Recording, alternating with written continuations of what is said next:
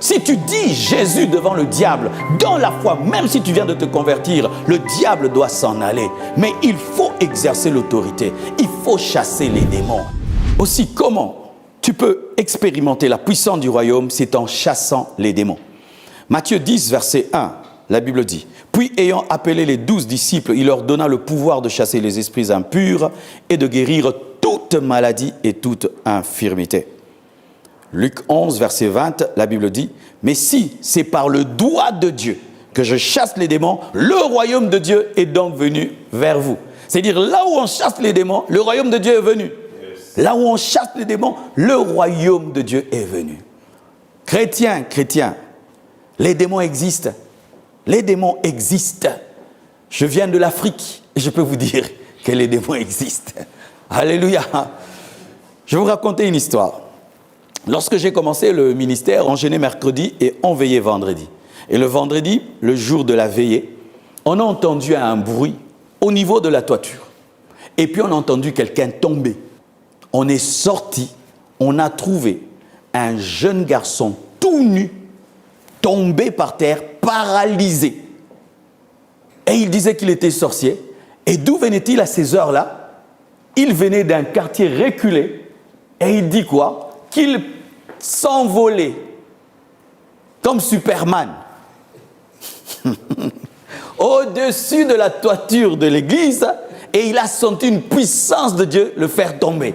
Histoire vraie. Et on vit ça tellement souvent en Afrique, des personnes paralysées par la puissance de Dieu. La sorcellerie existe, la magie existe, les œuvres de ténèbres existent. Là où il y a la lumière, il y a les ténèbres. S'il y a des anges, il y a des démons. S'il y a Dieu, il y a Satan. Vous devez le savoir qu'il y a l'un des anges de Dieu qui s'est rébellé, qui est devenu Satan et qui a séduit le 1/3 des anges qui sont devenus des démons et qui travaillent à combattre l'homme, à combattre l'Église, à combattre les chrétiens.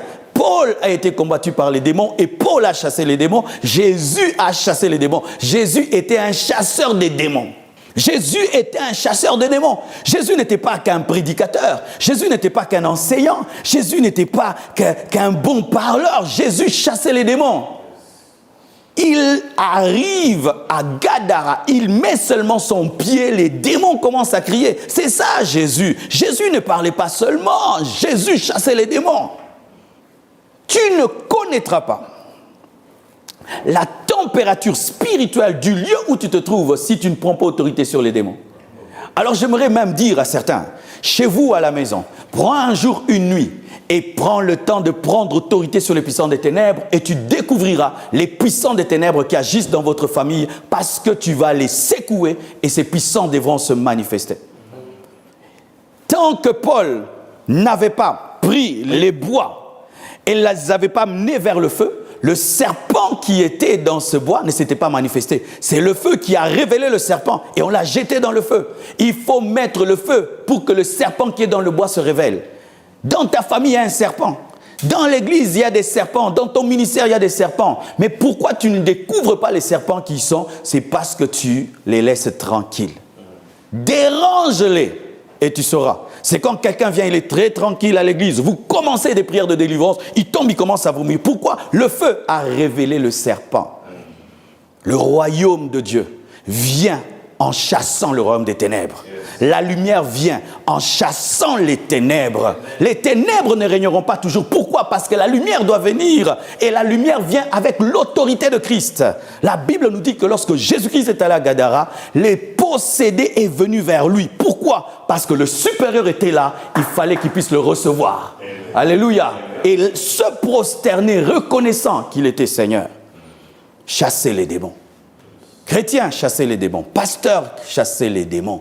Si même la moquette va se salir parce que les gens ont vomi, chassez les démons. Si les vases vont se casser, chassez les démons. Si ça va faire des désordres, chassez les démons. Chassez les démons. En ce temps de la fin, vous ne pouvez savoir combien l'occultisme est en train de croître. Combien de jeunes se retrouvent dans la magie et dans la sorcellerie.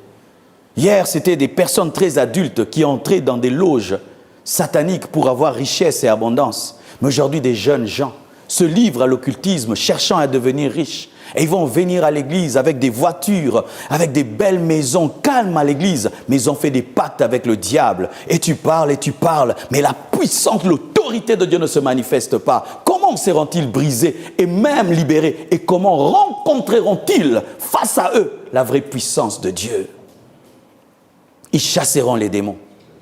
Et n'ayez pas peur des démons. Celui qui est en vous est plus puissant que celui qui est dans le monde. Jésus-Christ a dépouillé les autorités et les dominations. Celui qui est en toi est plus fort que Satan. J'aime toujours dire qu'un nouveau converti face au diable en personne est plus fort que le diable. Si tu dis Jésus devant le diable, dans la foi, même si tu viens de te convertir, le diable doit s'en aller. Mais il faut exercer l'autorité. Il faut chasser les démons. Il y a un temps dans l'église, nous devons adorer, nous devons chanter, nous devons prêcher, enseigner. Mais il y a un temps où il faut chasser les démons. Vous chasserez les démons. Comment peut-il nous donner le pouvoir de les chasser s'ils n'existent pas? Il nous donne le pouvoir parce qu'il sait que nous allons les rencontrer. Et sachez que ce monde est infesté des démons. Il y a des endroits tu vas, tu sens qu'il y a une présence démoniaque. Des maisons tu entres, tu sens qu'elles sont remplies de démons. Il y a des églises tu entres, tu sens que la sorcellerie est en train d'étouffer l'église. Il y a des gens, tu le rencontres, tu sens que le diable parle dans sa bouche. Comment vont-ils vivre la puissance de Dieu si tu n'oses pas opérer dans l'autorité que Dieu t'a donnée? Et là, je répète encore, ce n'est pas un pouvoir donné qu'au pasteur, c'est un pouvoir donné à tout enfant de Dieu. À tout enfant de Dieu. Nous devons quitter cette dépendance spirituelle où pour tout démon manifesté, c'est le pasteur qui doit chasser. Cela peut se faire lorsqu'une église a 200 membres, lorsqu'une église a 100 membres, 50 membres. Mais qu'une église a 10 000 personnes, comment le pasteur peut-il prier pour tous les démoniaques? Il faudrait que tout chrétien sache qu'il a l'autorité et le pouvoir de chasser les démons. Et moi, j'aime ces témoignages à l'église. Lorsqu'un frère vient et dit « Pasteur, il y a eu telle manifestation des démons à la maison. Mon enfant était en train de prier dans le culte matinal et il a commencé à crier et les démons ont commencé à parler. J'ai prié pour lui, les démons sont partis. » J'aime de tels témoignages parce que ça démontre que le pasteur n'est pas Dieu, que le pasteur n'est pas omnipotent, que le pasteur n'est pas le seul enfant de Dieu, mais que tous ont reçu le pouvoir de chasser les démons. Alléluia!